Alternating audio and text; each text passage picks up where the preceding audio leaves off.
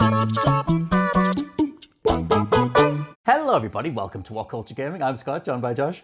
Hello, Scott. Josh, my friend, another day, another GTA 6 conversation. This comes from an official patent filed by Take-Two that seems to relate to GTA 6. It was invented by Rockstar's Associate Director of Technology, David Hind, and lead AI programmer Simon Parr. It was noticed over on Reddit by Element Number 28, and it was wrote up by Games Radar. And it seems to be that the patent overall focuses on the idea of expanding NPC AI, and the way you interact with them, the way they also react to whatever you're doing, whether that's a shootout, a high-speed chase, or whatever, and just making the world seem, I guess, more realistic, which is one of the only directions I think Rockstar could go at this point, like flesh out the NPC stuff when everything else is so like laboriously detailed.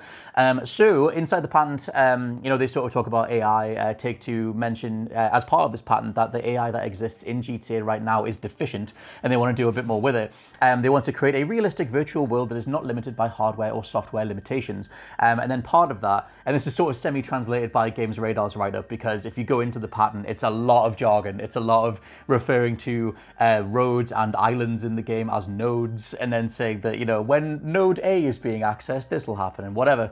But according to Games Radar, they were saying that the patent focuses on the ways in which in-game NPCs move around and react to their environment. The overall point being that there'd be different types of NPC AI, and you'd have a far bigger pool of overall characteristics for NPCs. The examples that they gave are, if there was someone driving like a sports car with the top down, they'd be flying through the city, versus if there was like a delivery driver or someone in a van or something, they'd be a lot more cautious, fleshing out that side of things, alongside them reacting to high-speed chases, or maybe they would all just avoid a certain part of the city if you were doing like a big old shootout or something like that. What do you think of Rockstar taking it in that direction? Scott Telford, right? Again, not to make yet another WhatCulture Gaming video about Cyberpunk, but I was watching the Krobby Cat video last night about, obviously it was diving into the glitches and stuff like that, but what intrigued me the most was the comparison between Grand Theft Auto's world and how it reacts to you, and how lifeless kind of like Cyberpunk's is, and having seen how you can create an open world that doesn't really react to you and doesn't feel believable in how the pedestrians react. It made me appreciate Rockstar's games that much more. Like GTA 5 still holds up in terms of its interactivity and how traffic works, and how, each individual NPC has its own little mini life or whatever. So to see that fleshed out even more, I love Rockstar's worlds because they are believable and I feel immersed in them, and I feel like they have a great sense of place. And these little details, while they might not make, the big press events, or they might not be put on the back of the box like, the addition of a jetpack would, for instance, I do think that they're integral in innovating on what the studio has already established in their previous titles, and just growing that for the next generation, like they say. Like, it might sound silly, but the fact that you could bring more character to a city by having someone in a convertible flying around, compared to, delivery drivers being more careful and sticking to their roots more, like, it does add to the lifelike unpredictability of the setting you're in. And I lap that stuff up, man. Like, I really enjoy all of those little details in these games, and it makes me appreciate, like I said, just makes me appreciate them so much more. So the fact that in a world where everyone's moving towards multiplayer, everyone's moving towards live service, I like that Rockstar and Take-Two's focus, at least in part, seems to be on making, these worlds believable, making them as most detailed as possible, and we're not losing that element.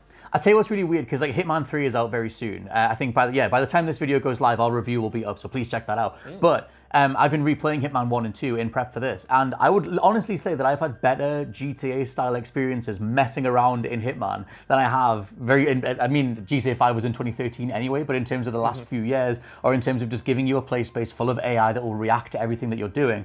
I just remember going hog wild postal in the original Hitman, picking up a fire axe and just chasing down my target, just being this insane, I'm a silent assassin. If you kill everybody, it's still silent. And but my point being that all the AI in those, clockwork mechanism levels, all those overlapping AI scripts and everything, results in people running for their lives. Some people will try and return fire to you. Like, there's loads of different variations on NPC dialogue that will come out, and it feels like you're poking and prodding at this, specific set of like coding that's going to react to you and give you memorable moments and dynamic interactions and things like that. Stuff that is in GTA and has been in GTA 5, but I feel like if they really went down this route, the idea of you're in the middle of a cop chase and, some random dude with his hair slicked back, with his top down in his like fake Porsche, just comes flying in and takes out the guy that's in front of you. Or there's like some roadworks going on. There's some guy trying to deliver a package or something, and that also gets in the way. It's a level of city-based dynamism that I feel like they've kind of always hinted at, but it's the next level for that. Maybe. No, I mean, Rockstar's games, they've always excelled in their story-driven approach, their scripted sequences and stuff like that. But it's also, undeniable that a huge part of the appeal to some is just having this reactive world and indulging in that emergent gameplay, the anarchy of just, like you said, going into these streets and just going absolute ham with a rocket launcher or a fast car, piling things up, exploding them and stuff like that. It's obviously not going to be Just Cause level, but the difference between a Just Cause and a GTA is, in my eyes, how the world reacts to what you're doing. So the fact that you could have those scenarios, those unpredictable scenarios where you get into an action set piece that looks scripted but just isn't, and it's just how the NPC AI and the police AI have kind of adapted to what you're doing. Like, all of that stuff is so incredibly appealing to a huge number of the player base, and you can argue that you might have lost that with Grand Theft Auto 4 a little bit, but I think Grand Theft Auto 5 was a sort of course correction and a kind of admission that, okay, we can do our story-driven stuff, we can do our character-based stuff, but also we need to make sure we have this great sandbox that feels fun to mess around in. One thing to mention as well, because it's in that big blurb at the bottom of the patent when they're talking about all these different applications of this new AI, and they just refer to a lot of things as nodes, like being on the road nodes, and then they talk about island nodes, and I've seen a few people sort of run with that like the idea that GTA 6 takes place across multiple islands, which we kind of know because they had that leaked map, so there's that idea too, but sort of putting those things together, I assume that you would get certain parts of certain islands, or maybe entire islands where people literally drive differently, like you would have a certain, well-off district where everybody's in sports cars and they're all flying around, and having a cop chase or doing something in that area would feel different than doing it somewhere else. I don't know. Like I said, it's a level of interaction with the AI in GTA that I've just never really thought about. I sort of treat all of the AI in GTA as the same. Like, I'm going to be able to steal this car. I'm going to be able to go and fly through this area. Like, if you start mixing with that, then that's like a core overhaul that I'd probably welcome. 100% is what I was trying to say there. I mean, across GTA and even like stuff like Mafia, I think one of the biggest strengths has always been the distinctive nature of the different parts of the map. For instance, in GTA 5, going from the dense cityscape up to the northern area, which is far more, deserty, I guess. And even the differences in the design of the police cars, like between the different parts of the map, like all of that stuff to me really cemented my feeling that I was in this big place. Yeah, in terms of, actual play space, it might not be as big as some of the biggest open world games, but the variety in there, it felt like you were coming out of a city and going to a different location, you know what I mean? So if we're going into this next game, where you have a bunch of different islands, a bunch of different cities perhaps, like making sure each one feels distinct, not only in the way it looks, but in how the people occupying those areas and the population reacts to you, reacts to the world itself. Like, that's important in selling the different personalities, the different characteristics of these different locations. And I mean, if you look at something like Mafia 3, for instance, like the way that handled police was really fascinating, because if you were, in theory, if you were in the more affluent areas, the cops would be absolutely on your ass. But if you were in the poorer areas in that game, you wouldn't have that fast response. So